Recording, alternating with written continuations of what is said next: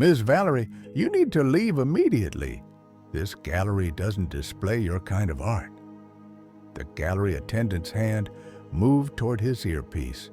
Dr. Serena Blackwood stood perfectly still, acclaimed portfolio in hand.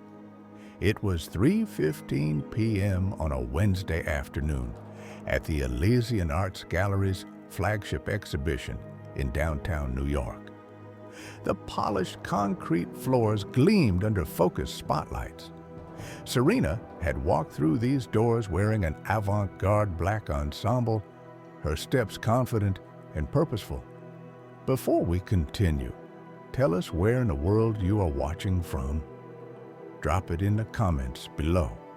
And if you enjoy this story, don't forget to like the video and subscribe for more powerful content like this. She approached the exclusive collections desk. The young assistant, Leo, glanced up with barely concealed irritation. "Excuse me, general viewing is over there?" Leo pointed toward the main exhibition space. "I need curator services," Serena said quietly. Leo's eyebrows shot up. "Do you have an appointment?" These real-life stories happen more often than we'd like to admit. Stories like this remind us why touching tales of creative injustice still matter today. Have you ever walked into a place you helped create, only to be treated like you didn't belong there? Lead curator Mr. Julian Thorne emerged from the back office. He was 40, impeccably dressed with the kind of confidence that came from never being questioned. His eyes swept over Serena dismissively. "Is there a problem here?" His voice carried across the gallery floor, drawing attention from other patrons.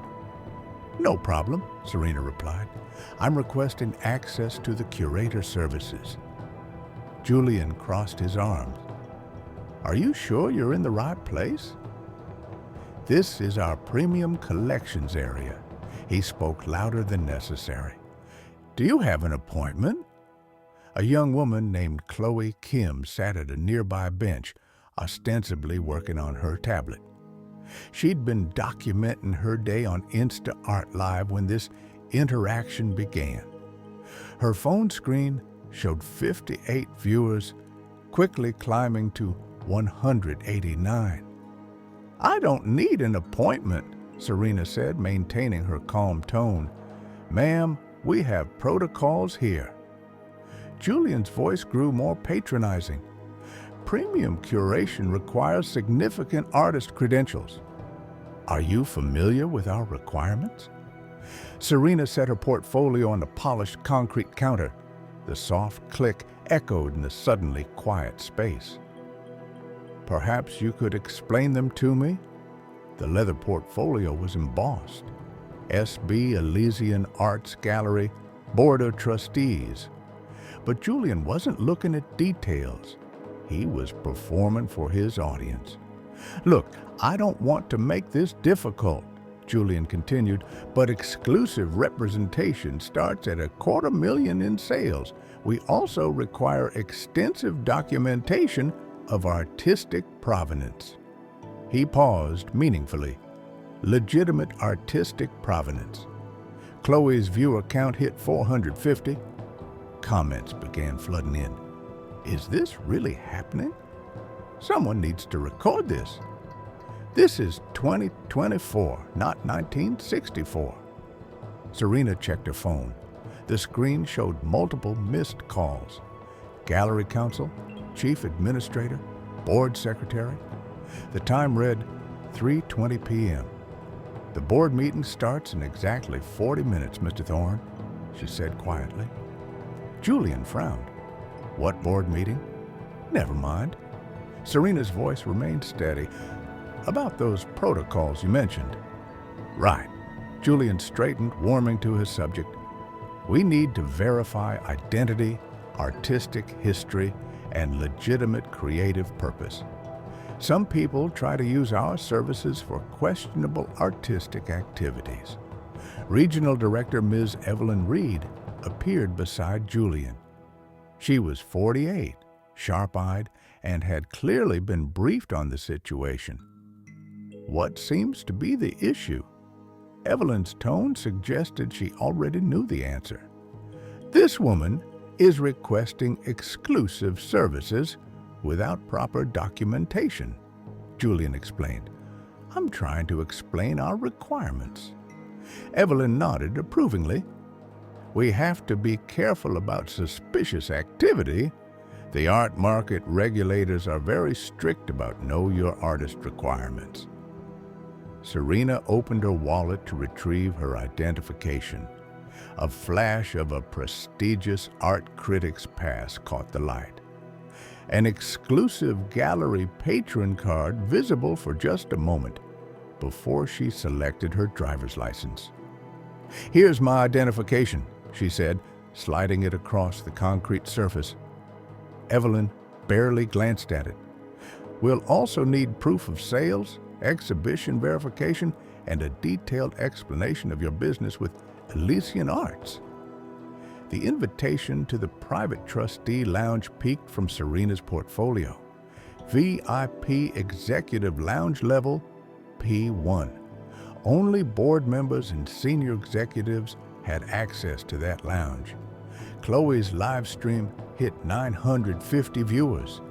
The comments were becoming more heated. This is discrimination, plain and simple.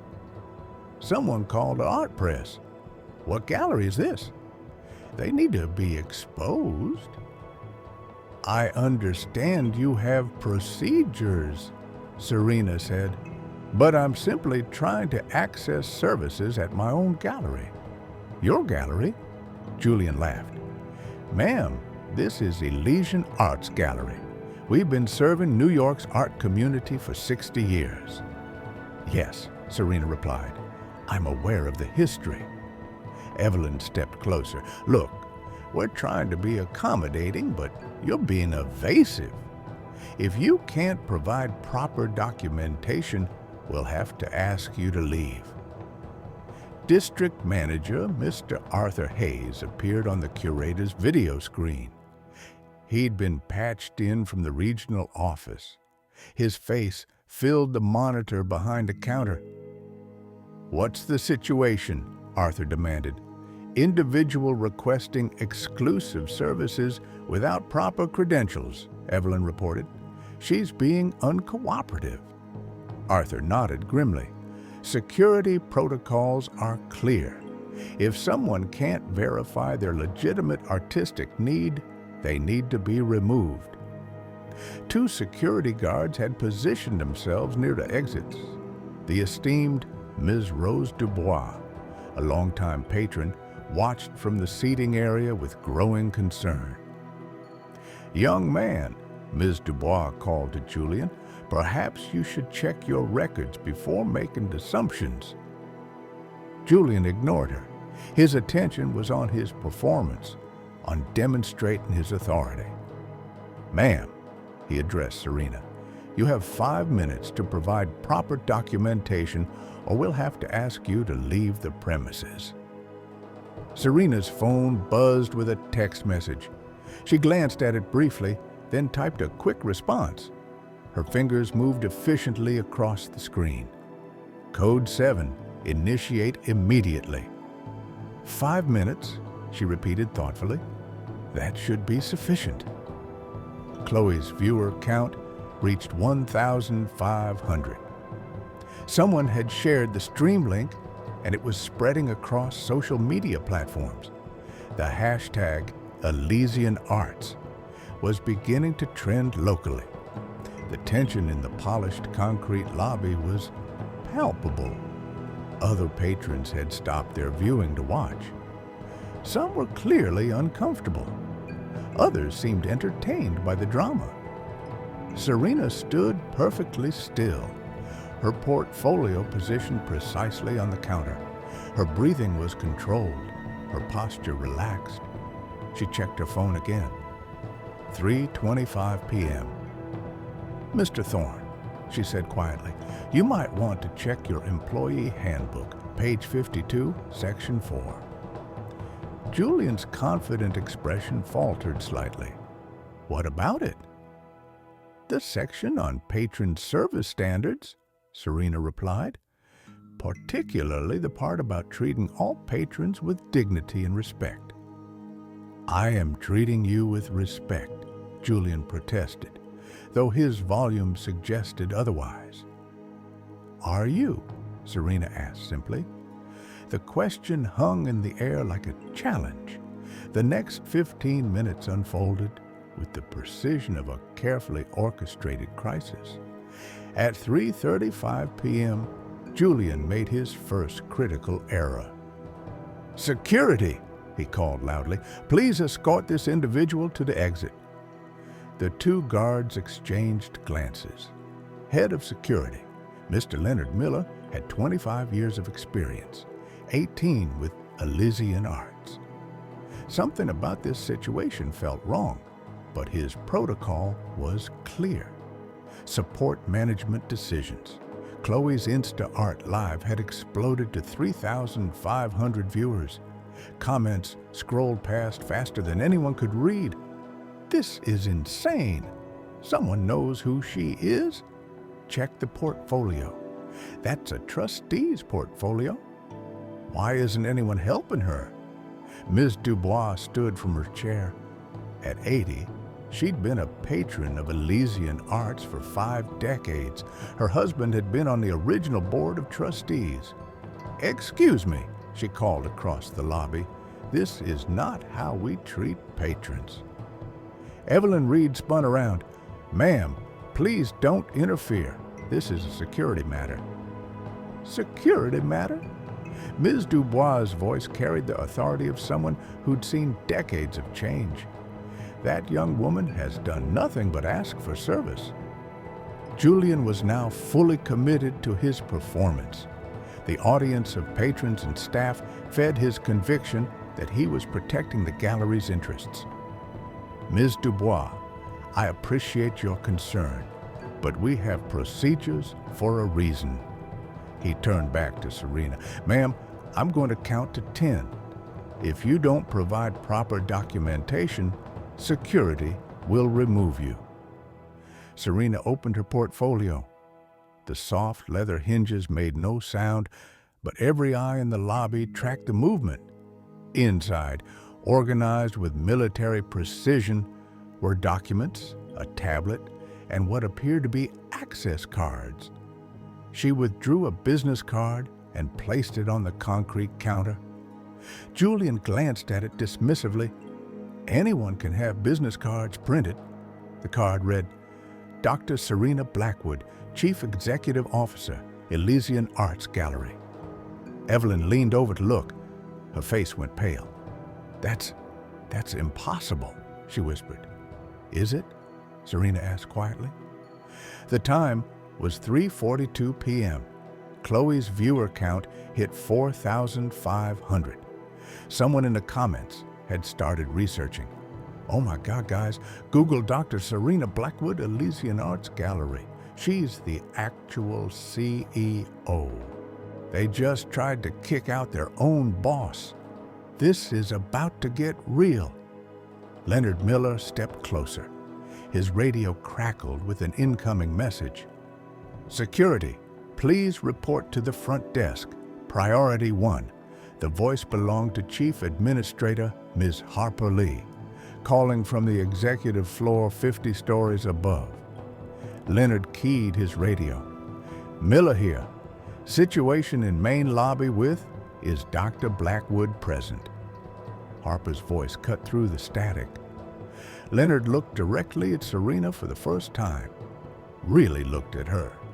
The composed posture, the expensive portfolio, the critic's past barely visible in her wallet, the VIP lounge invitation.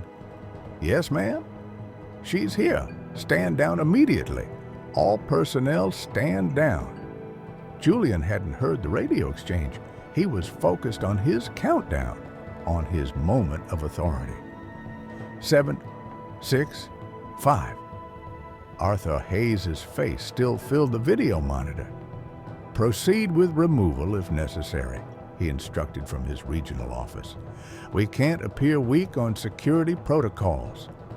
Ms. Dubois moved closer. "Young man, you're making a terrible mistake." 4, 3.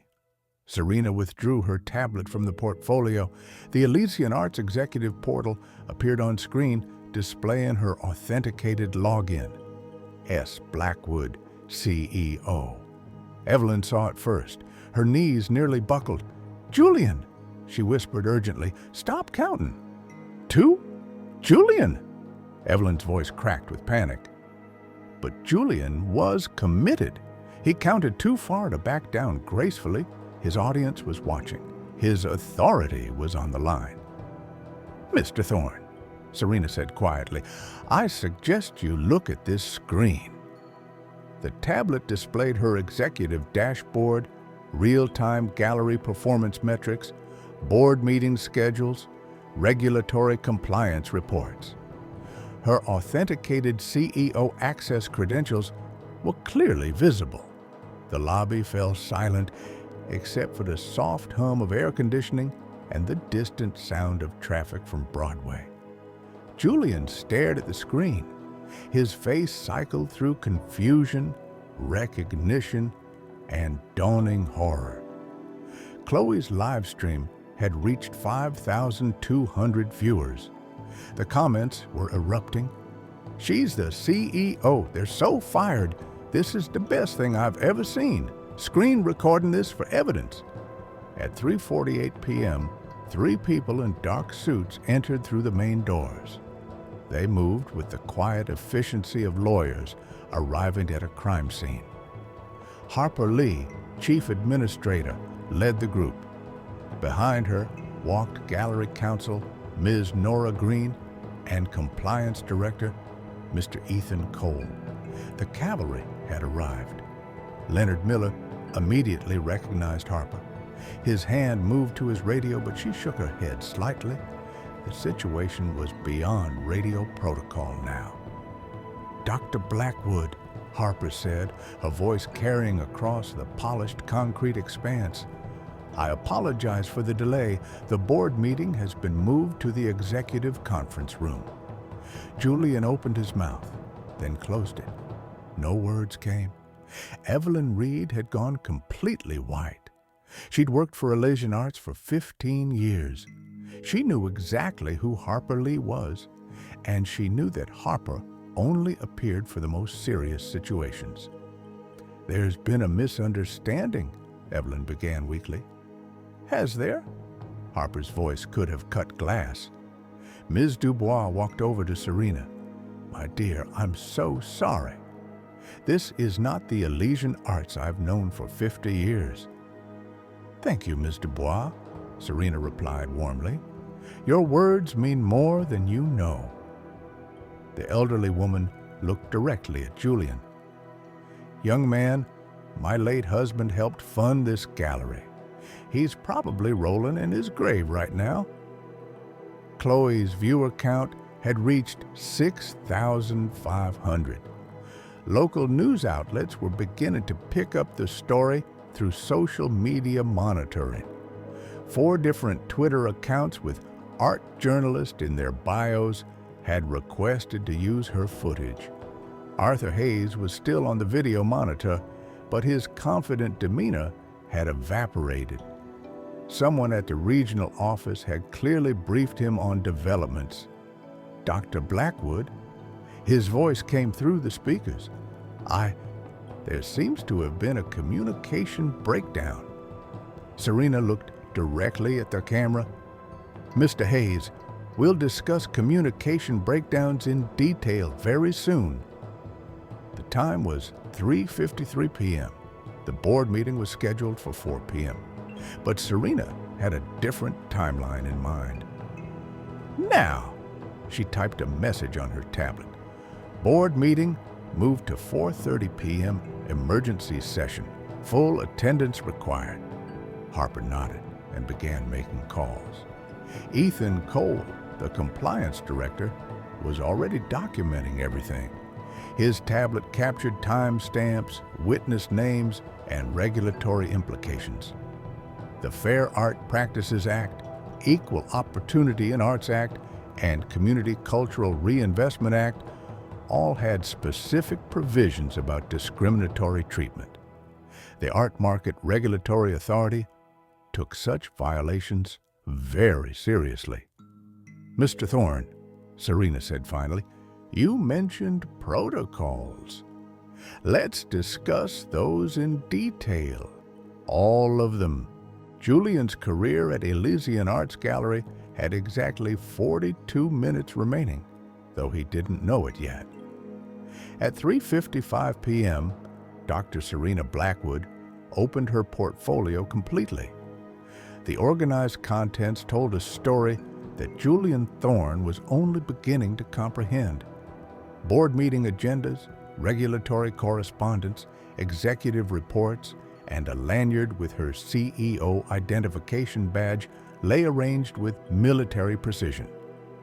She lifted the badge and clipped it to her ensemble. The Elysian Arts logo gleamed under the spotlights. Below it, in clear lettering, Dr. Serena Blackwood, Chief Executive Officer. Chloe's Insta Art Live had reached 7,800 viewers. The comment stream had become a river of shocked reactions. "No freaking way, she's been the CEO this whole time. They literally just discriminated against their own boss. This is going viral for sure." Julian stared at the badge. His brain struggled to process what his eyes were seeing. This couldn't be real. CEOs didn't just walk into galleries unannounced. They had assistants, security details, advanced teams. That's impossible," he stammered. "Is it?" Serena asked. Her voice remained calm, but there was steel beneath the silk. "Now," Harper Lee approached the group. "Dr. Blackwood, the executive team is assembling. Legal is reviewing the footage from the past 30 minutes. "Footage?" Evelyn's voice was barely a whisper. Ethan Cole looked up from his tablet. "All Elysian Arts locations have continuous video surveillance. Everything that happened here has been recorded in high definition with full audio." The color drained from Julian's face. Nora Green, gallery counsel, joined the conversation. "We also have multiple social media documentation, witness statements, and time-stamped evidence of discriminatory treatment." She looked directly at Julian and Evelyn. "The Fair Art Practices Act of 1970, as amended, specifically prohibits discrimination in artistic services based on background, style, or origin. The Equal Opportunity in Arts Act extends these protections further."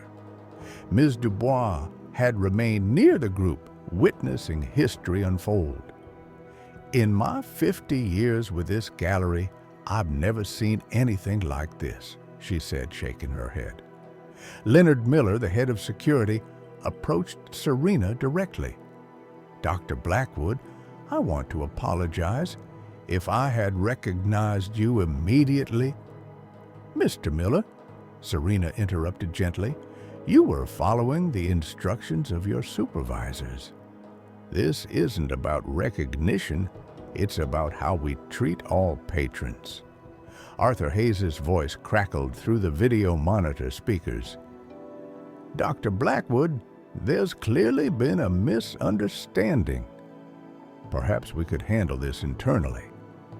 "Mr. Hayes," Serena's voice cut through his attempt at damage control, "we'll be discussing your role in this situation.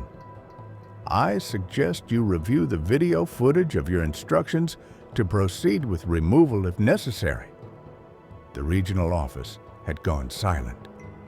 Julian finally found his voice. I had no idea, ma'am.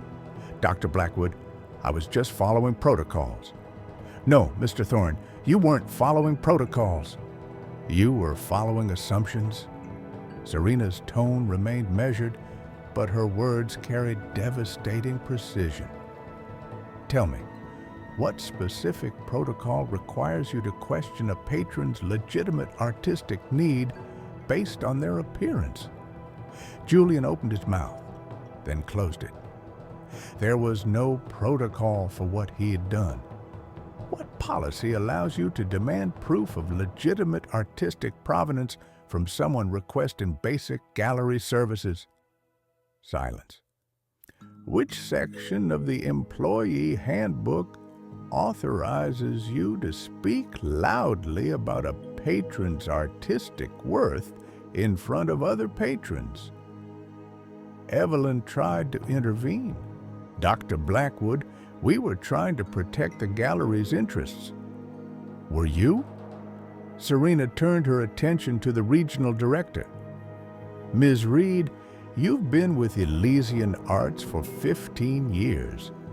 In that time, how many mainstream artists have you required to prove their provenance was legitimate before offering exhibition space? Evelyn's silence was answer enough.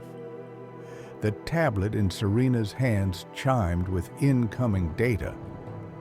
Mr. Cole, what do our discrimination complaint statistics show for the past 6 months? Ethan Cole consulted his device. Patron complaints citing discriminatory treatment have increased 55% compared to the same period last year. We currently have 4 pending lawsuits alleging cultural discrimination in exhibition practices, with combined damages sought of $3,500,000. The numbers hit like physical blows. A Community Cultural Reinvestment Act rating? Serena continued. Under review, the Art Market Regulatory Authority has noted areas of concern regarding equitable service delivery.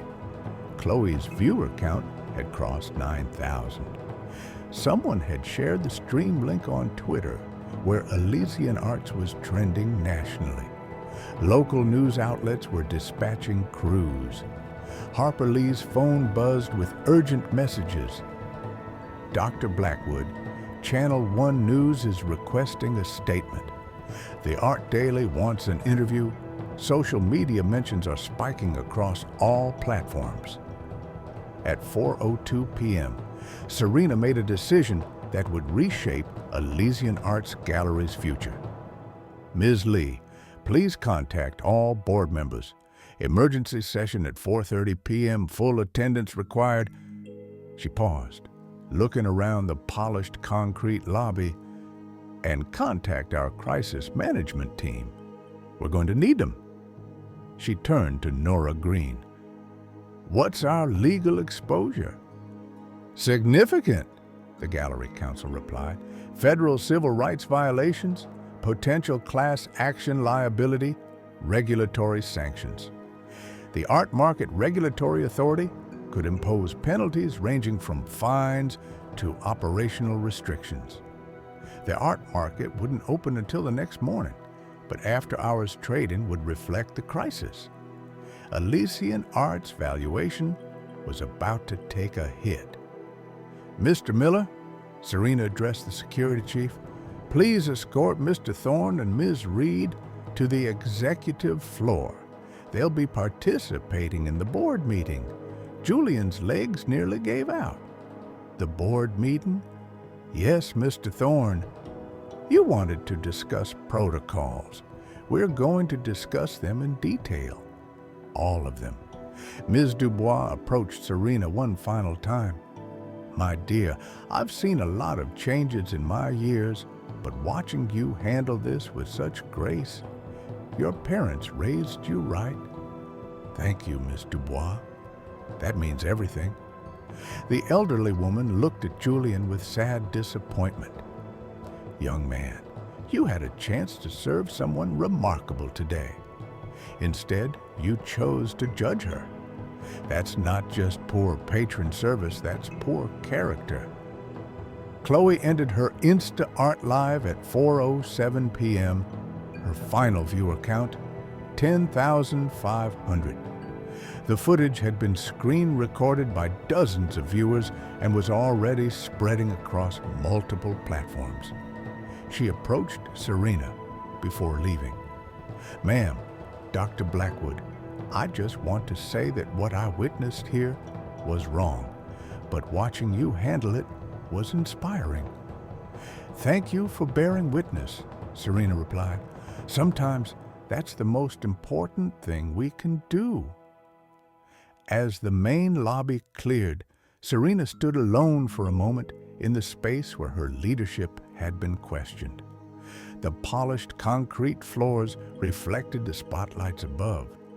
The Elysian Arts logo on the wall proclaimed 60 years of service to the community. Harper Lee approached. Dr. Blackwood, the executive elevators are waiting. In a moment, Serena walked to the patron service area where Leo, the young assistant, stood frozen behind his desk. Leo, she said gently. The young man looked up with tears in his eyes. Dr. Blackwood, I'm so sorry. I should have recognized you. I should have. Leo, you did nothing wrong. You directed me to what you believed was the appropriate service area. That's not discrimination. That's confusion about process. Serena paused. But what happened after that? That's what we need to change. At 4:12 p.m., Dr. Serena Blackwood entered the executive elevator. The board meeting would begin in 18 minutes, but the real reckoning was just beginning. The 50th floor of Elysian Arts Tower buzzed with the controlled chaos of a corporate crisis. At 4:25 p.m., the executive conference room filled with the most powerful people in New York's art world. 10 board members took their seats around a polished mahogany table. Legal counsel occupied the side chairs. Human Resources Director, Ms. Olivia Gray, sat beside Chief Compliance Officer Ethan Cole, both reviewing documents with grim efficiency. Dr. Serena Blackwood entered at exactly 4:30 p.m., followed by Julian Thorne and Evelyn Reed, who looked like they were walking to their own executions. Leonard Miller had escorted them upstairs in the most uncomfortable elevator ride of their careers. Neither had spoken a word. Board Chairman Mr. Richard Sterling called the emergency session to order. At 70, he'd served Elysian Arts for 35 years and had never convened a meeting under these circumstances. Ladies and gentlemen, we are here to address a serious incident that occurred in our flagship gallery approximately 1 hour ago. His voice carried the weight of impending catastrophe. Dr. Blackwood will brief us on the situation. Serena activated the room's presentation system. The first slide displayed real-time social media analytics. InstaArt live viewers, 10,500 peak concurrent. Twitter mentions of Elysian Arts, 50,000 in 2 hours. Facebook shares of incident footage, 15,000 and climbing. YouTube uploads of screen recordings, 28 different channels. The numbers speak for themselves, she began. What started as patron service has become a public relations nightmare. Board member Ms. Clara Jensen, who headed the Risk Management Committee, leaned forward. What exactly happened? The main screen switched to security footage from the gallery lobby. Timestamp 3:15 p.m. They watched in silence as events unfolded. Serena's calm professionalism, Julian's escalating aggression, Evelyn's supportive discrimination. The moment when patrons began recording. When the footage ended, the conference room remained silent for 30 seconds. Good heavens, whispered board member Mr. Daniel Chen. The legal implications are severe, Nora Green began her analysis. We have clear documentation of discriminatory treatment in violation of multiple federal statutes. She displayed a comprehensive legal breakdown, federal violations, Fair Art Practices Act of 1970 as amended, Equal Opportunity in Arts Act of 1975, Community Cultural Reinvestment Act of 1978, potential penalties, Art Market Regulatory Authority fines $60,000 to $600,000 per violation, civil lawsuits, unlimited damages, regulatory sanctions, operating restrictions or license suspension, current financial exposure, existing discrimination lawsuits, $3,500,000 in claim damages, new potential class action, $20 to $70 million estimated exposure, crisis management costs, $400,000 for immediate response, gallery valuation impact,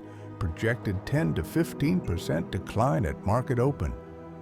Board member Ms. Emily Walsh, who chaired the audit committee, addressed Julian directly. "Mr. Thorne, can you explain your actions?" Julian stood shakily. His confidence had evaporated completely. I thought I was following protocol. We're supposed to verify patrons and prevent suspicious activity. "What made Dr. Blackwood's presence suspicious?" Emily pressed. She didn't look like..." Julian's voice trailed off as he realized the trap. "Didn't look like what, Mr. Thorne?" Silence. Evelyn Reed tried to support her subordinate. "We deal with art fraud attempts regularly. We have to be careful about people claiming to need exclusive services." "Ms. Reed," Nora Green interrupted mercilessly, "in your 15 years with Elysian Arts, how many actual fraud attempts have you encountered involving someone claiming to be a gallery executive?" None. "How many times have you demanded that mainstream patrons prove their provenance was legitimate before providing standard services?" Evelyn's face flushed. "That's not..." "I don't think the answer is zero," Nora continued mercilessly. "We have your complete service record. You've never once questioned the legitimacy of a mainstream patron's artistic origin." The data was devastating. Ethan Cole presented the statistical analysis. Patron service patterns. Elysian Arts flagship branch, average service time for mainstream patrons, 5.0 minutes. Average service time for diverse background patrons, 15.0 minutes. Requests for additional documentation, mainstream patrons, 50% of transactions. Security called for disruptive behavior, all backgrounds, 5 incidents in 12 months. Security called for suspicious activity, 75 incidents in 12 months. These numbers represent systematic discriminatory practices, Ethan concluded, not isolated incidents. Board member Mr. Samuel Anderson, former federal prosecutor, leaned back in his chair. "This isn't just about today's incident. This is about institutional culture." Chairman Sterling addressed the room. "The question before us is simple. How do we respond?" Serena stood and walked to the presentation screen. "We have 3 options," she began. "Each has different consequences. Option 1, minimize and cover, internal discipline only. Private settlement with potential lawsuits. Hope social media attention fades. Continue current practices with minor adjustments. This option protects short-term valuation, but guarantees long-term catastrophe." She explained, "The federal regulators are already reviewing our CCRA compliance. Minimizing this incident would confirm their worst suspicions. Option 2, partial reform. Terminate involved employees. Implement basic sensitivity training. Public apology from regional management. Minor policy adjustments. This option satisfies immediate public pressure, but doesn't address systemic issues, we'd face the same crisis again within months. Option 3, complete transformation. Comprehensive policy overhaul, industry-leading bias training program, community art investment initiative, third-party compliance monitoring, executive accountability measures. This option is expensive and disruptive, Serena admitted, but it's the only path to legitimate long-term stability. Board member Ms. Laura Martinez raised her hand. What are the financial implications of Option 3? CFO. Mr. Patrick Quinn consulted his projections. Initial implementation costs $3 million over 6 months. Ongoing compliance program, $1 million annually. Community Art Investment Fund, $700,000 initial commitment. Compare that to our current legal exposure, Serena said. We're looking at potential damages of $70 million or more if this becomes a class action lawsuit. She advanced to the next slide, showing similar cases. Art House Gallery discrimination settlement, $200 million, 2013. Modern Art Museum exhibition bias penalty, $400 million, 2012. Regional Gallery fair lending violation, $6 million, 2016. We can pay for reform now or pay for lawsuits later, she concluded. The choice is ours. Arthur Hayes appeared on the video conference screen from the regional office. His face was pale and drawn. Mr. Hayes, Chairman Sterling addressed him. You instructed branch personnel to proceed with removing Dr. Blackwood from the premises. Explain. Hayes shifted uncomfortably. I was supporting our managers based on their assessment of the situation. I didn't have complete information. You had video feed, Serena interrupted. You could see exactly what was happening. You chose to escalate rather than de-escalate. The room fell silent as the implications sank in. Regional management had actively supported discriminatory treatment. Olivia Gray, the HR director, presented termination recommendations. Immediate terminations. Julian Thorne, discriminatory conduct, violation of patron service standards. Evelyn Reed, supporting discrimination, failure of management oversight. Robert Hayes, escalating discriminatory treatment. Disciplinary actions. Leonard Miller, security warning for delayed recognition of situation, remedial training, no disciplinary action. Board member Clara Jensen asked the critical question. Dr. Blackwood, what's your recommendation? Serena looked around the table at the faces of Elysian Arts leadership. Some appeared concerned, others calculating, a few genuinely ashamed. Gentlemen, ladies, we're not just making a business decision today. We're defining who Elysian Arts Gallery will be for the next 60 years. She paused, letting the weight of history settle on the room. I recommend option 3, complete transformation. We become the industry leader in equitable art representation, or we accept that discrimination is part of our business model. The vote was unanimous, 10-0 in favor of comprehensive reform. At 5:45 p.m., Julian Thorne's employment with Elysian Arts Gallery officially ended. Evelyn Reed and Arthur Hayes followed within the hour, but the real work was just beginning. Within 24 hours of the board meeting, Elysian Arts Gallery had transformed from crisis to industry leadership. The speed of change reflected both the severity of the situation and the organization's capacity for decisive action. Dr. Serena Blackwood stood in the same polished concrete lobby where she'd been threatened with removal. It was 9 a.m. Thursday morning, and the flagship exhibition buzzed with purposeful activity. The first change was visible immediately.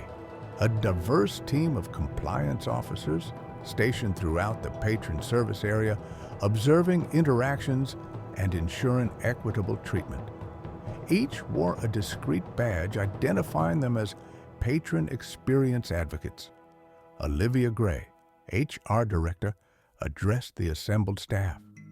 Every Elysian Arts employee will complete 50 hours of bias awareness training within the next 30 days. This isn't punishment, it's professional development.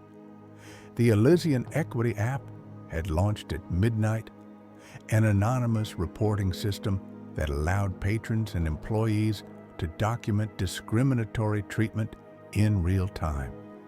The app connected directly to Dr. Blackwood's office and the legal department. Transparency builds trust, explained Ethan Cole, showing the app's features to gathered journalists. Patrons can report concerns immediately, and we can respond within hours instead of months. Chloe Kim had returned to the gallery, this time as an invited guest rather than an accidental witness. Local media wanted her first-hand account of Wednesday's events. What impressed me most, she told Channel One News, wasn't just how Dr. Blackwood handled the discrimination. It was how she turned a crisis into positive change so quickly.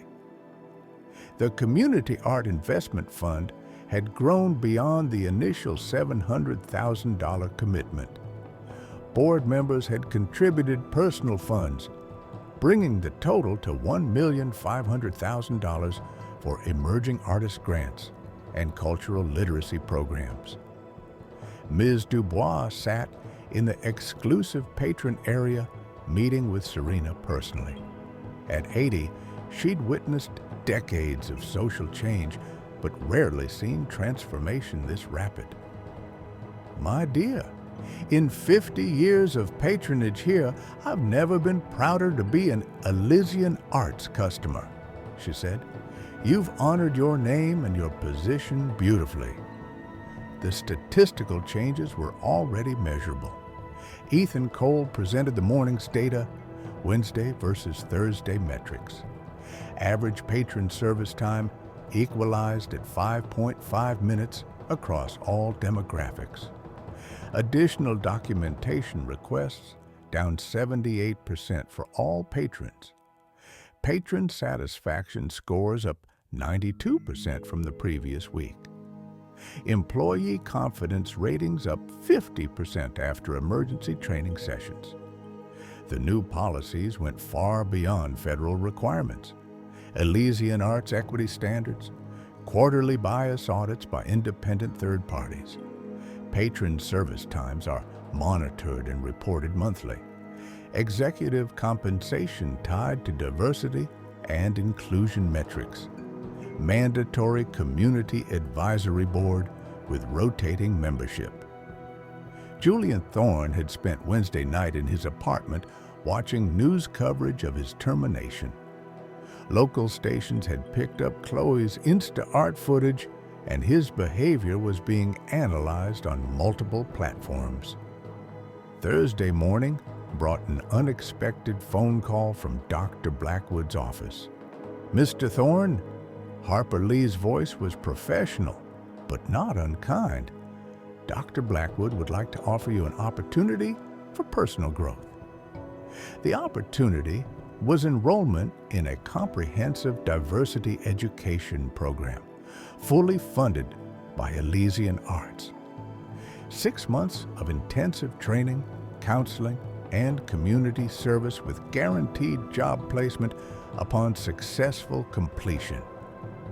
It's not about punishment, Serena explained when they met that afternoon. It's about transformation. You have a choice. Learn from this experience or let it define you negatively. Julian accepted the program. His first assignment was volunteering at Eastside Cultural Literacy Workshops, helping artists understand gallery services without judgment or assumptions. Evelyn Reed received a similar offer, though she declined. Her 15-year career at Elysian Arts ended with a standard termination package and a recommendation that she seek diversity training independently. Arthur Hayes faced the harshest consequences. His regional position was eliminated, and his behavior during the crisis became a case study in management training programs across the art industry. The Art Market Regulatory Authority investigation concluded within 2 weeks. Rather than penalties, Elysian Arts received commendation for its rapid response and comprehensive reforms. The Community Cultural Reinvestment Act rating improved from needs improvement to satisfactory within 60 days. Valuation impact was minimal. Initial after-hours trading showed a 4.0% decline, but by Friday morning, shares had recovered and gained 2.0% as investors recognized the crisis management effectiveness. Leo, the young assistant, flourished under the new system. His natural empathy, properly channeled through training, made him the exhibition's top-rated patron service representative. Within a month, Leonard Miller implemented new security protocols emphasizing de-escalation and cultural sensitivity. His 25 years of experience combined with enhanced training made him a model for security professionals throughout the art industry. The 4 pending discrimination lawsuits were settled within 7 weeks. Plaintiffs praised Elysian Arts' transformative response, and their attorney publicly commended the organization's commitment to change. Dr. Blackwood established monthly community forums where patrons could discuss gallery experiences directly with executive leadership. The first session drew over 250 attendees, including many who'd witnessed Wednesday's events. Change doesn't happen in boardrooms, she told the gathered community members. It happens when we commit to treating every person with dignity, regardless of assumptions or appearances. The Elysian transformation became a Harvard Business School case study. Within 4 months, Dr. Blackwood was invited to speak at art industry conferences across the nation, sharing the model for rapid organizational change. But the most meaningful change was quieter, more personal. Every day, patrons entered the polished concrete lobby and received respectful, equitable service, regardless of their appearance, accent, or perceived artistic value. The lobby, where discrimination had flourished, became a symbol of institutional transformation. 6 months later, Dr. Serena Blackwood stood before the American Art Galleries Association's annual conference in Miami. The ballroom held over 3,500 gallery executives from across the nation. Her presentation title, From Crisis to Culture, Leading Institutional Change in Real Time. The Elysian Arts transformation had become legendary in art circles, not just for its speed, but for its authenticity. Other institutions were implementing similar programs, creating a ripple effect across the fine art industry. Leadership isn't about avoiding mistakes, she told the assembled executives. It's about how we respond when our values are tested. The statistics spoke volumes. Elysian Arts' 6-month results. Patron satisfaction up 130% across all demographic groups. New artist submissions increased 95% in underserved communities. Employee retention improved 80% following culture change. Community art investment, $3 million deployed in emerging artist grants. industry recognition, awarded Artistic Excellence in Diversity by 4 professional organizations. Chloe Kim had parlayed her accidental documentation into a career in social justice journalism. Her Insta-Art account, now followed by 900,000